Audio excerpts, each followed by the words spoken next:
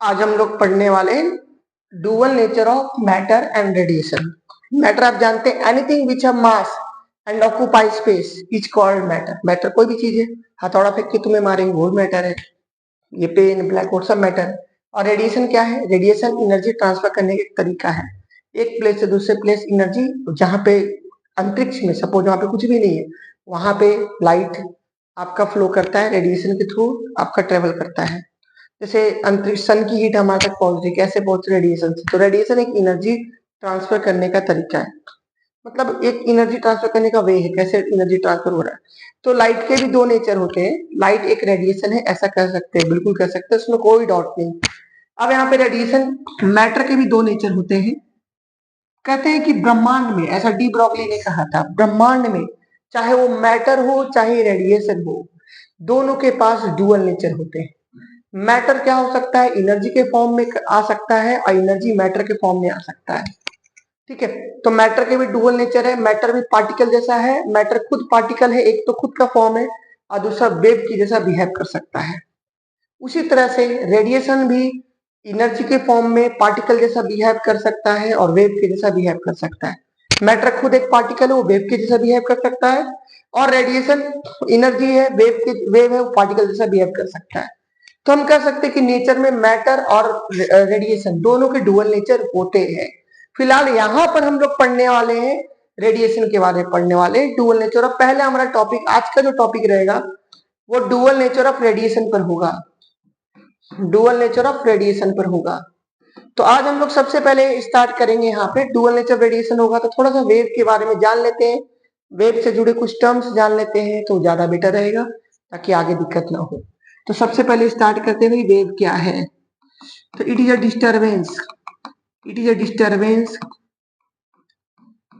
ये एक तरह का डिस्टरबेंस है जिससे क्या होता है, which lead to transfer of energy, जिससे क्या होता है, ट्रांसफर ऑफ एनर्जी हो जाता है from one place to another, जिससे एक प्लेस से दूसरे प्लेस से, from one place to another without transfer of matter, without transfer of particle of matter, बिना मैटर के पार्टिकल के ट्रांसफर हुए एक प्लेस से दूसरे प्लेस तक अगर एनर्जी ट्रांसफर हो जाए, ठीक है, बीच में पार्टिकल ट्रांसफर नहीं होगा बच्चा, सिर्फ एनर्जी ट्रांसफर होता है, उसको हम लोग क्या कहते हैं? उसको हम लोग वेव कहते हैं।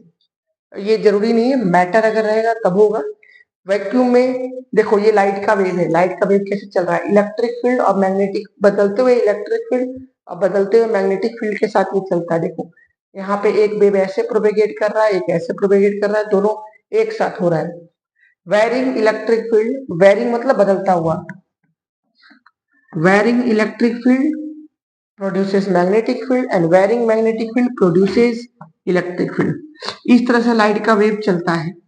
आप एग्जामिन करो, आप है एक तरफ आप खड़े हो, एक तरफ आपका दोस्त खड़ा है, बीच में बहुत सारी साइकिल्स हैं, आपने एक साइकिल को हिट किया, पहला साइकिल दूसरे पे गिरा, दूसरा साइकिल तीसरे पे गिरा, तीसरा साइकिल चौथे पे गिरा, वैसे करके आपके दोस्त के ऊपर आखिरी साइकिल गिर गया, तो आपकी एनर्जी तो आपके दोस्त तक पहुंच गई है। आपकी एनर्जी, ऐसा समझिए, आपकी एनर्जी आपके दोस्त तक पहुंच गई है, लेकिन जिस साइकिल पे आपने मतलब आप समझिए, जिस साइकिल पे आपने हिट किया था, क्या वो साइकिल आपके दोस्त तक पहुंचा था? बिल्कुल नहीं। आपने जिस साइकिल को पैर लगाया, जिस पे आपने फोर्स लगाया था, वो साइकिल आपके दोस्त तक नहीं पहुंची, गिरी उसके पैर पे कोई और साइकिल है। हुआ क्या था? पहला साइकिल ने दूसरे को एनर्जी दी, दूसरे ने तीसरे को एनर्जी दी, तीसरे ने चौथे को एनर्जी दी, ऐसे एनर्जी ट्रांसफर एक पॉइंट से दूसरे पॉइंट तक हो गया। ठीक है, तो यहाँ पर हम लोग लाइट के, यहाँ पर हम लोग पढ़ेंगे तो सबसे पहले वेव पढ़ेंगे। और वैक्यूम में लाइट जो होता है ना, वो वेव के रूप में चलता है। कैसा चलता है? इलेक्ट्रोमैग्नेटिक वेव के रूप में चलता है, यानी वेव को दो पार्ट में बांटा गया है। अगर हम देखें तो वेव को दो पार्ट में बांटा गया है, वेव को दो पार्ट में बांटा गया है। थोड़ा सा वेव के बारे में इसलिए यहाँ पे पढ़ना इंपॉर्टेंट है कि बाद में जाके अगर आप देखेंगे तो ये रेडिएशन क्या है, तो कहीं कहीं पे वेव की जरूरत पड़ेगी, तो वहां पे थोड़ा सा प्रॉब्लम होगा, समझना मुश्किल होगा। फ्रीक्वेंसी क्या है, वेवलेंथ क्या है, बहुत सारे टर्म्स यूज होंगे जो आप समझ नहीं पाओगे, फिर दिक्कत होगा। तो वेव में दो तरह के वेव होते हैं, एक आपका होता है मैकेनिकल वेव। मैकेनिकल वो वेव होता है जिसको चलने के लिए मीडियम की जरूरत होती है। Need a material medium to travel, need a material medium, कोई मटेरियल मीडियम चाहिए खुद के चलने के लिए, फॉर इट्स प्रोपेगेशन। और दूसरा होता है मैकेनिकल वेव का ही दूसरा नाम है, मैकेनिकल वेव का ही दूसरा नाम है इलास्टिक वेव भी कहते हैं इसको, इलास्टिक वेव भी कहते हैं। और दूसरा आता है नॉन इलास्टिक वेव, इसको मीडियम की जरूरत नहीं होती, नॉन इलास्टिक वेव, या दूसरी भाषा में electromagnetic wave, electromagnetic wave. Electromagnetic wave क्या है, इसके अंदर में क्या आएगा, इलास्टिक वेव के अंदर में आपका आ जाएगा साउंड वेव, साउंड वेव आ जाएगा, इसके अंदर में आपका आ जाएगा साउंड वेव को एयर चाहिए, वाटर वेव, ये सब क्या है मैकेनिकल वेव के एग्जांपल्स हैं। और नॉन इलास्टिक वेव या इलेक्ट्रोमैग्नेटिक वेव के एग्जांपल के बारे में अगर बात करेंगे तो इसके अंदर में इसमें क्या है, those wave which do not need material medium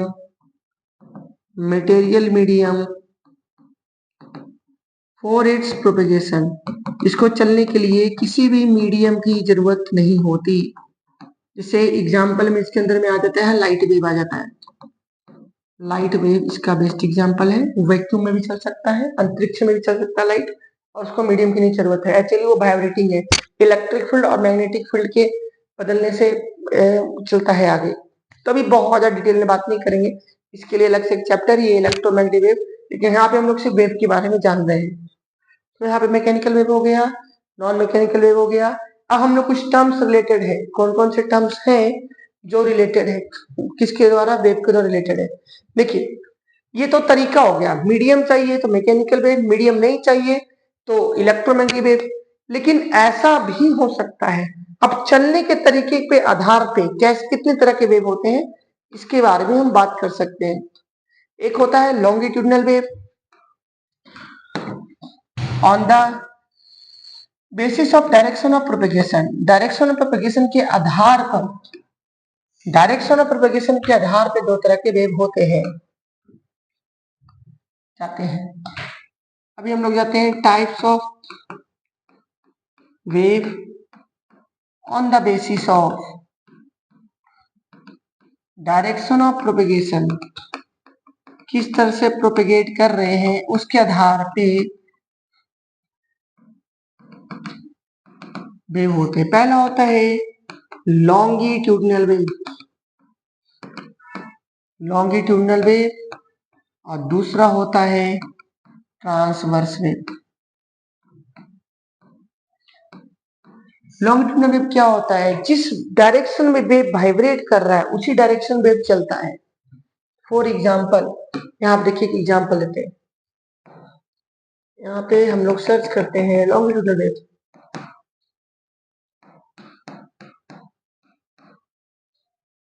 longitudinal wave का एक डायग्राम देखते हैं। देखिए यहाँ पे बेस्ट ये डायग्राम है, देखिए इस तरह से वेव अगर चल रहा है, यहाँ पे देखिए, यहाँ पे देखिए ये वाला वेव देखिए आप,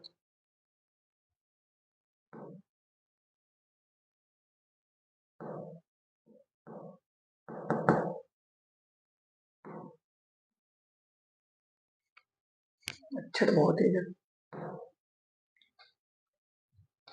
यहाँ पे क्या हो रहा है, अगर हम इसको इस स्प्रिंग को ऐसे पुश कर रहे हैं तो स्प्रिंग पहला ये कंप्रेशन और एयर फ्रिक्शन इसके अंदर चल रहा है, देखिए चल रहा है यहाँ पर। तो इस तरह का मतलब जिस डायरेक्शन में वेव वाइब्रेट कर रहा है उसी डायरेक्शन में वेव चल भी रहा है, इस तरह के वेव को लॉन्गिट्यूडनल वेव कहते हैं। मतलब in this type of wave direction of propagation is equal to, in this type of wave, इस तरह के वेव में direction of propagation is equal to, direction of propagation is equal to, propagation is parallel to direction of vibration, direction of vibration, जिधर vibration हो रहा है ना बच्चा, वाइब्रेशन भी ऐसे हो रहा है और चल भी रहा है ऐसे, तो दोनों का सेम है। इसमें क्या आते हैं, एक कभी यहाँ जहां पे ज्यादा आ जाएगा उसको कंप्रेशन कहते हैं, जहां पे कम है उसको रेयरफेक्शन, फिर जहां पे ज्यादा आ जाएगा उसको कंप्रेशन कहेंगे। कंप्रेशन को ज्यादा कर देता हूँ ना। फिर जहां पे लाइट रहेगा उसको रेयरफेक्शन कहेंगे, फिर जहां पे वेव डीप रहेगा उसको कंप्रेशन कहेंगे। यहाँ तो एक वेव चल रहा है, compression rarefaction, compression rarefaction, compression rarefaction. मतलब जहां पे ज्यादा दबाव आ रहा है ये कंप्रेशन वाला पार्ट आगे जा रहा है, और उसके आगे पीछे देखो रेयरफेक्शन जा रहा है। तो कंप्रेशन और रेयरफेक्शन, कंप्रेशन स्टेटमेंट क्या है, कंप्रेशन हो रहा है, और दूसरा क्या हो रहा है, रेयरफेक्शन हो रहा है, रेयरफेक्शन हो रहा है, ठीक है। अब ट्रांसवर्स वेव में क्या होता है, ऐसा वेव वाइब्रेशन ऊपर नीचे करेगा और जाएगा वेव किधर जाएगा, आगे जाएगा। The type of wave, the type of wave in which direction of vibration, direction of vibration is perpendicular to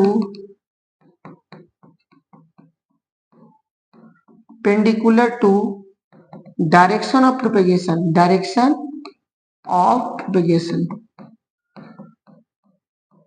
ठीक है। इसमें क्या होगा, थोड़ा सा ऊपर करके दिखाते हैं। यहाँ पे क्या होता है भाई, ऐसे वाइब्रेट कर रहा है, चल रहा है, वाइब्रेट ऊपर नीचे कर रहा है और चल रहा है वेव आगे, मतलब वेव आगे चल रहा है और वाइब्रेशन ऊपर नीचे हो रहा है, ऊपर नीचे वाइब्रेशन और वेव आगे जा रहा है। रस्सी को ऐसे कर ली तो वाइब्रेशन ऐसे हो रहा है, आगे पीछे हो रहा है, अब वेव कहाँ चल रहा है, आगे चल रहा है। ये एग्जांपल है, साउंड वेव एयर में वैसे ही चलता है, साउंड वेव इन एयर ऐसे ही चलता है। इसके एग्जांपल लाइट वेव है, लाइट वेव एयर में लाइट को, एयर में लाइट, एयर लाइट को सपोर्ट नहीं करता चलने में, वो ट्रांसवर्स नेचर है का है। लाइट वेव हमेशा एयर में इसी तरीके से चलेगा, जैसा मैंने भी थोड़ा देर पहले दिखाया था। और भी बहुत सारे एग्जांपल्स हैं ट्रांसवर्स वेव से। अगर हम लोग ये देखेंगे तो बहुत सारे होंगे। ये देखो, ये बहुत अच्छा एग्जांपल है, ये सब डायग्राम देखो, वाइब्रेशन किधर हो रहा है, अगर ये दिखेगा तो ये यहाँ पे रेड डॉट है, यहाँ पे एक ही पार्टिकल आगे पीछे आगे पीछे आगे पीछे आगे पीछे हो रहा है, एक ही पार्टिकल आगे पीछे हो रहा है। यहाँ पे इंडिकेट किया है, यहाँ पे, यहाँ भी आपके बहुत सारे वीडियोस में इंडिकेट किया है, एक ऊपर नीचे वाइब्रेट होते दिखता है, एक आगे पीछे वाइब्रेट होते दिखता है। तो ये इतना अंडरस्टैंडिंग के लिए काफी है। आप जीआईएफ सर्च करेंगे तो बहुत सारे मिलेंगे, जिप मिलेंगे आपको, ठीक है, जिसमें आप अच्छे से समझ सकते हैं कि क्या है। अब हम इससे जुड़ा हुआ कुछ टर्म्स के बारे में बात करेंगे। तो क्या टर्म्स होगा हमारा, नोट कर सकते हैं आप लोग। अब हम लोग कुछ टर्म्स के बारे में बात करेंगे, उसके बाद जब एक बार टर्म्स के बारे में बात कर लिए तो उसके बाद हम लोग वेव नेचर, वर्क फंक्शन क्या होता है, पार्टिकल नेचर क्या था, क्या एक्सपेरिमेंट होता है, उसके बारे में अच्छे से बात करेंगे। क्योंकि बेसिक बनाए बिना हम आगे नहीं जा सकते, कोई भी बच्चा पढ़ रहा होगा उसको आसानी से समझ में आएगा। अब हम लोग बात करते हैं some terms related to wave.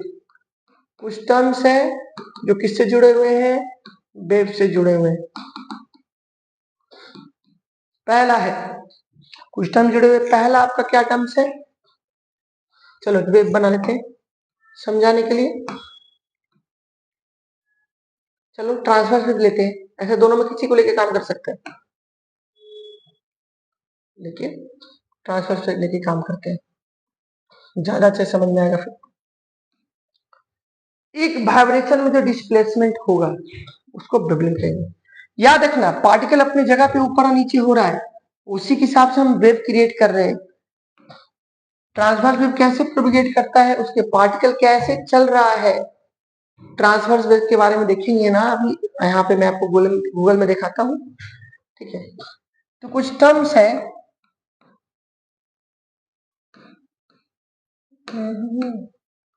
देखते हैं ट्रांसवर्स वेव कैसे चल रहा है, देखते हैं ट्रांसवर्स वेव कैसे चलता है। आपको ऐसा नहीं लगना चाहिए पार्टिकल चल रहा है, पार्टिकल बस अपनी जगह पे ऊपर नीचे होता है। देखो यहाँ पे ये बहुत अच्छा, देखो एग्जांपल देखो, बहुत अच्छे तरीके से देखो समझा रहा है। देखो यही पार्टिकल अपने नीचे, देखो ये पार्टिकल ऊपर नीचे हो रहा है यहाँ पे, यहाँ भी पार्टिकल ऊपर नीचे हो रहा है ना कि नहीं हो रहा है? देखो ये पार्टिकल अपनी जगह बस ऊपर नीचे होगा और उसके हिसाब से यहाँ पे वेव चलता हुआ दिखाई देने वाला है। ठीक, वो ज्यादा ही क्लिक हो गया लगता है, बहुत दूर तक चले गए हम लोग। हाँ देखो, ये भी देखो यहाँ पे एक एग्जाम्पल अच्छा आ रहा है। इतना दूर नहीं जाना चाहिए था, थोड़ा पीछे जाना चाहिए था। खैर क्या करें, गूगल है, टच पे यहाँ पे सब कुछ हो जाता है। तो ट्रांसवर्स वे में क्या होने वाला है देखते हैं। तो अभी यहाँ पर फिर से आ गया, चलो ठीक है, फिर से क्लिक करते हैं। इंटरनेट भी थोड़ा स्लो है मेरा, भाई आजा। एक क्लिक में ठीक, डबल क्लिक में बहुत दूर चला जाता है। तू ही आ जाए क्लिक में, यहीं पर आप देख लो भाई कैसे ऊपर नीचे यहाँ का पार्टिकल हो रहा है। ऊपर नीचे हो रहा है क्या, देखते हैं। हो रहा है, अच्छी बात है। ये बस ऊपर नीचे होगा और वेव क्रिएट होगा। देखो ये देखो, ये देखो ऐसे चल रहा है भाई, टॉप वापस ऐसे चल रहा है। ठीक है, पार्टिकल ऊपर नीचे होता है। अब एक बार वाइब्रेशन होता है ना, एक बार में कितना डिस्प्लेसमेंट हुआ, एक वाइब्रेशन में जो डिस्प्लेसमेंट हुआ है ना, उसको वेवलेंथ कहते हैं। तो आ गया वेवलेंथ, क्या है भाई, वेवलेंथ आ गया displacement in one vibration, displacement in one vibration. एक वाइब्रेशन में जो डिस्प्लेसमेंट होगा ना, उसको हम लोग वेवलेंथ कहेंगे। लेंथ ऑफ वन वेव, इतना दूर के लेंथ को, जरूरी नहीं क्रेस से क्रेस को भी। इसका सिंबल है लैम्डा, और लैम्डा नापते मीटर में। ये भी हमारा लैम्डा हो गया, यहां से यहां भी हमारा क्या हो गया, लैम्डा हो गया। ठीक है, देखिए भले ही हम YouTube पे पढ़ा रहे हैं, लेकिन इतना क्लियर है कि जितना टर्म्स बता रहे हैं ना, इससे ज्यादा पूरे चैप्टर में कहीं यूज होने वाला ही नहीं है। मतलब बिगिनर्स के लिए बहुत अच्छा है ये। तो डिस्प्लेसमेंट वन वाइब्रेशन, एक वाइब्रेशन जो डिस्प्लेसमेंट होगा ना यहाँ से यहाँ तक, उसको हम लोग क्या कहेंगे, लैम्डा कहेंगे। ठीक है, तो ये मीटर में नाप सकते हैं। दूसरा टर्म, एक वाइब्रेशन जो टाइम, मतलब टाइम पीरियड कहते हैं। टाइम पीरियड क्या है भाई, एक वाइब्रेशन जो टाइम लगे। एक वाइब्रेशन क्या है, यहां से फिर से यहां, ये एक वाइब्रेशन है, या क्रेस्ट से वापस क्रेस्ट। ट्रैप के बाद जहां से स्टार्ट किए, यहां से स्टार्ट किए, सेम कंडीशन वापस एक वाइब्रेशन बाद जब मिलेगा ना, उसको एक वाइब्रेशन कहेंगे। अगर यहां से स्टार्ट किए, एक वाइब्रेशन जो कंडीशन बिल्कुल यहाँ पे मिलेगा ना, उसको एक वाइब्रेशन कहेंगे। कहीं से स्टार्ट किया, जिस कंडीशन के वही मिलना चाहिए। टाइम पीरियड क्या है, टाइम पीरियड को टी मानेंगे। टाइम पीरियड क्या मानेंगे, टी मानेंगे। टी क्या है, time taken in one vibration, time taken in one vibration, उसको हम लोग टाइम पीरियड कहते हैं। फिर आ जाता है फ्रीक्वेंसी, क्या आता है फ्रीक्वेंसी, फ्रीक्वेंसी एफ होता है। एफ भी यूज करते हैं, कितने लोग न्यू यूज करते हैं। ऐसा भी रहेगा, ऐसा भी लिखाएगा, देखो ऐसा करके ना, बहुत अच्छे समझना, ये मत लिख देना, ऐसे कर देना अगर ऐसे किए तो। ठीक है, तो क्या करने का, ऐसे कर देने का। तो ये फ्रीक्वेंसी है, number of vibration in one second. एक सेकंड में कितना वाइब्रेशन होगा, उसको फ्रीक्वेंसी कहते हैं।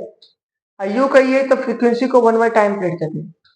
दूसरी भाषा में फ्रीक्वेंसी को, फ्रीक्वेंसी इज इक्वल टू होता है वन बाई टाइम पीरियड। ऐसा यूनिट अगर देखना चाहते हैं तो टाइम पीरियड का वन, टाइम का सेकंड होता है, सेकंड ऊपर आके -1 हो गया, यहाँ पे 1 पावर था, इसको हर्ट्ज कहते हैं। सिंबल है HZ, ये हमारा सिंबल है, इसको कहते हैं। तो फ्रीक्वेंसी, अगर किसी की फ्रीक्वेंसी 50 हर्ट्ज है, मतलब 50 वाइब्रेशन एक सेकंड में। अगर किसी की फ्रीक्वेंसी 60 हर्ट्ज है, मतलब 60 वाइब्रेशन एक सेकंड में। अगर किसी की फ्रीक्वेंसी 90 हर्ट्ज है तो 90 वाइब्रेशन 1 सेकंड। लाइट की फ्रीक्वेंसी बहुत हाई होती है। अब इस सबके बाद जो सबसे इंपॉर्टेंट चीज आता है, वो आता है वेव वेलोसिटी। इस सब के बाद जो सबसे इंपॉर्टेंट चीज आता है, वेव वेलोसिटी आता है। देखते हैं, मच्छर बहुत है आसपास। वेव वेलोसिटी, रात के टाइम में वीडियो जब आप बनाते हो ना, तो मच्छर लोग परेशान करते हैं, यही उनके काम करने का टाइम होता है एक्चुअली। तो वेव वेलोसिटी भी, वेलोसिटी क्या होता है, डिस्प्लेस इन वन वाइब्रेशन। चलो देखते हैं, इन वन वाइब्रेशन, सिंबल इसका भी है। ठीक है, इन वन वाइब्रेशन की जरूरत नहीं भाई, इन वन वाइब्रेशन एक वाइब्रेशन में बताइए डिस्प्लेसमेंट कितना हो रहा है? डिस्प्लेसमेंट हो रहा है यहां से यहां तक हो रहा है, जिसको लैम्डा कहा जाता है। यहां से यहां तक को लैम्डा कहते हैं। एक वाइब्रेशन ऐसे बोलो चाहे ऐसे बोलो चाहे जैसे बोलो। तो डिस्प्लेसमेंट लैम्डा टाइम टेकन, जो टाइम हम लेते हैं उसको टाइम पीरियड कहते हैं, एक वाइब्रेशन के टाइम को टी। तो भाई वेलोसिटी क्या होता है, क्योंकि ये वेव है, वेलोसिटी का फॉर्मूला क्या होता है? वेलोसिटी का फॉर्मूला होता है डिस्प्लेसमेंट अपॉन टाइम। क्या होता है? डिस्प्लेसमेंट अपॉन टाइम होता है। वेलोसिटी भी है, डिस्प्लेसमेंट लैम्डा है, टाइम टी। क्योंकि ये वेव है तो यहाँ पे प्यार से लिख दीजिए वेव वेलोसिटी भी। अब देखिए टाइम के बदले टाइम पीरियड लिखिए। डिस्प्लेसमेंट टाइम जो होता है इसका टाइम पीरियड है, टाइम टेकन जो है टाइम पीरियड है, तो टी लिख सकते हैं। अब v is equal to lambda into 1/t। 1/t को न्यू बोलते हैं, तो v बराबर लैम्डा इंटू न्यू। मतलब वेलोसिटी का फॉर्मूला हो गया wave velocity is equal to, ये बहुत इंपॉर्टेंट फॉर्मूला है, बहुत यूज होने वाला है इस चैप्टर में, हर जगह आएगा। Wave velocity is equal to wavelength into frequency, wavelength into frequency. ये फॉर्मूला बहुत यूज होने वाला है,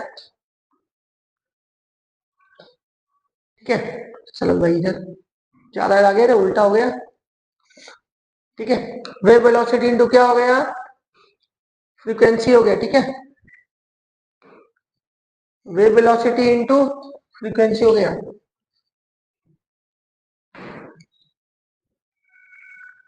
अब हम लोग बात करेंगे टाइम पीरियड के बारे में। चलो ये तो हो गया। अगर हम लाइट के लिए लेंगे तो लाइट का स्पीड जो वैक्यूम होता है वो c होता है। c बोले तो 3 × 10⁸। तो ये फॉर्मूला v के बदले c लिख सकते हैं, c equal to lambda into nu. ये बहुत इंपॉर्टेंट है, c बराबर क्या होता है? लैम्डा इंटू न्यू होता है। तो c हमारा क्या है? स्पीड ऑफ लाइट है। स्पीड ऑफ लाइट कितना होता है हमारा? c बराबर 3 × 10⁸ मीटर पर। कब लेंगे? जब हम लाइट के केस में, वैक्यूम में के केस में लेंगे तो ऐसा हो सकता है, ठीक है। तो अभी चलो देखते हैं, 2-3 क्वेश्चन देख ले इस फॉर्मूले पे। सपोज करो 2-3 क्वेश्चन देखते हैं। अगर आपको नोट करना है तो आप स्क्रीनशॉट लेके इसको नोट कर सकते हैं प्रॉपरली, ठीक है। अब चलो ये काम तो हो गया, ये तो मैंने हो गया। अब हम हमारा फॉर्मूला क्या आ गया है?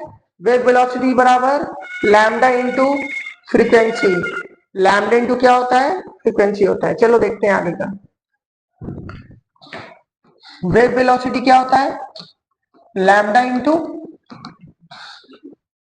वेवलेंथ इंटू फ्रीक्वेंसी होता है। चलो भाई वेवलेंथ इंटू फ्रीक्वेंसी,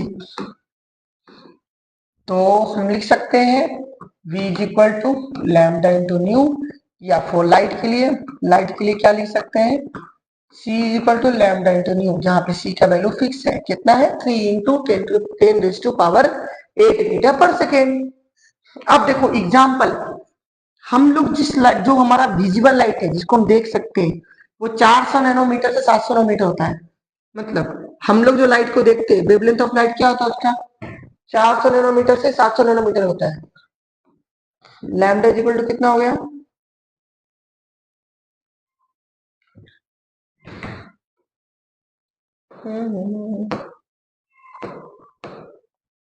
ठीक है, तो लैम्डा इक्वल टू क्या हो गया?